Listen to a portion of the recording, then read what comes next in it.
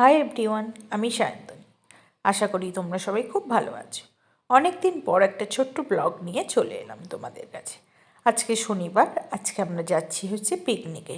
কোথায় পিকনিকে যাচ্ছি? না, হচ্ছে উকিয়াম বলে একটি জায়গাতে। বেসিক্যালি উকিয়াম হচ্ছে কুলসি রিভারের মানে ব্যাঙ্ক অফ কুলসি রিভার, যার উল্টো দিক অন্য সাইড হচ্ছে মেঘালয় এবং এই সাইড হচ্ছে আসাম। তো এখানে একটি ছয়গাঁও বলে জায়গা আছে। তো ছয়গাঁও থেকে টার্ন নিয়ে পুরো চলে যাওয়া যায় হচ্ছে উকিয়াম বলে জায়গাটাতে।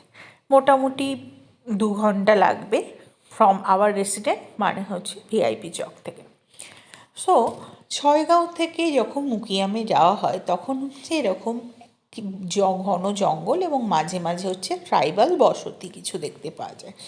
আর দেখতেই পাচ্ছ তোমরা কিছু কোথাও কোথাও ছোট ছোট পাহাড় পাথরের টুকরো এবং বেশিরভাগটাই হচ্ছে তোমার জঙ্গলে ভরা।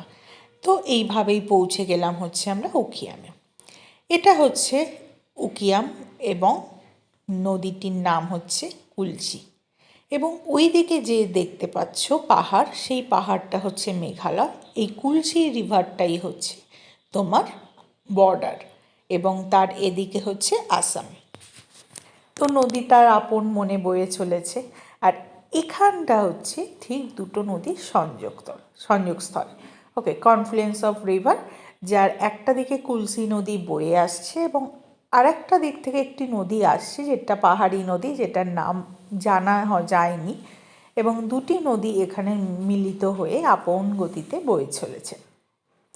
তো জায়গাটা খুব সুন্দর জায়গা, দেখতেই পাচ্ছ চারদিকটা, এবং অসম্ভব ঠান্ডা জল, যেন মনে হচ্ছে পা কেটে নেবে পুরো। তো এখান থেকে জানতে পারলাম যে সামনেই হচ্ছে একটি ঝর্ণা রয়েছে বা ওয়াটারফলস রয়েছে, যার নাম কাফানডোঙ্গা ওয়াটারফলস। নামগুলো একটু অদ্ভুত অদ্ভুত, বাট ঠিক আছে। তো এই নদীটা নৌকা করে ক্রস করলেই হচ্ছে সেখানে পৌঁছে যাওয়া যায়। এবং নৌকাতে হচ্ছে আপ ডাউন মিলিয়ে, অর্থাৎ যাওয়া আসা মিলিয়ে হচ্ছে 100 টাকা করে ভাড়া।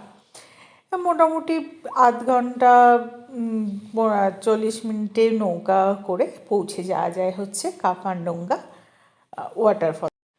সো চারদিকের প্রাকৃতিক পরিবেশ তো অসম্ভব সুন্দর, এবং প্রাকৃতিক সৌন্দর্য দেখতে দেখতেই আমরা পৌঁছে গেছি নদীর এপারে। এবং চারদিকটা ঘন জঙ্গল। এবং একটা জিনিস বলে রাখি, এদিকে জঙ্গলের নেচার এবং আসামের নদীর ওপারে, অর্থাৎ আসামে জঙ্গলের নেচার কিন্তু দুটো আলাদা। এখানে হচ্ছে সবুজ গাছপালায় ঘেরা জঙ্গল পুরো। আর ওখানে আসামের ওদিকে হচ্ছে কোথাও কোথাও গাছের পাতা ঝরে গেছে, কোথাও কোথাও গাছের পাতা আছে, এরকম গাছ দেখতে পেয়েছিলাম। তো মাঝখানে এই একটা পাহাড়ি নদী বয়ে যাচ্ছে এবং সেই বয়েই আমরা অনেকটা রাস্তা উপরে উঠেছিলাম। কেউ হচ্ছে বাঁশের টুকরো নিয়ে উপরে উঠছে, কেউ উইদাউট এনি সাপোর্ট উপরে উঠছিল। তো যাই হোক, আমরা পৌঁছে গেছি কাফানডোঙ্গা ওয়াটারফলসের ওখানে। এবং যেহেতু ছুটির সময় এবং শীতকাল, সেই কারণে প্রচুর মানুষ হচ্ছে এখানে ঘুরতে এসেছে। বেশিরভাগটাই অ্যাকচুয়ালি উকিয়াম পিকনিক স্পট, এবং যারাই উকিয়ামে যায় তারাই হচ্ছে এই ওয়াটারফলসটা একবার ঘুরেই আসে। তো সেই জন্য সেদিনে ভিড়ের পরিমাণটা অনেক বেশি ছিল। সেই জন্য প্রথম একদম ফ্রন্ট থেকে ছবিটা নেওয়া বা ভিডিও করা সম্ভব হয়নি, কারণ ওখানে প্রচুর লোক ছিল। সো এবারে হচ্ছে ফেরার পালা। উঠতে যতটা কষ্ট হয়েছিল, নামতে তত কষ্ট হবে না, সেটা আমরা জানি। তাও তোমাদের হচ্ছে একবার এটার ভিউটা দেখিয়ে দিই।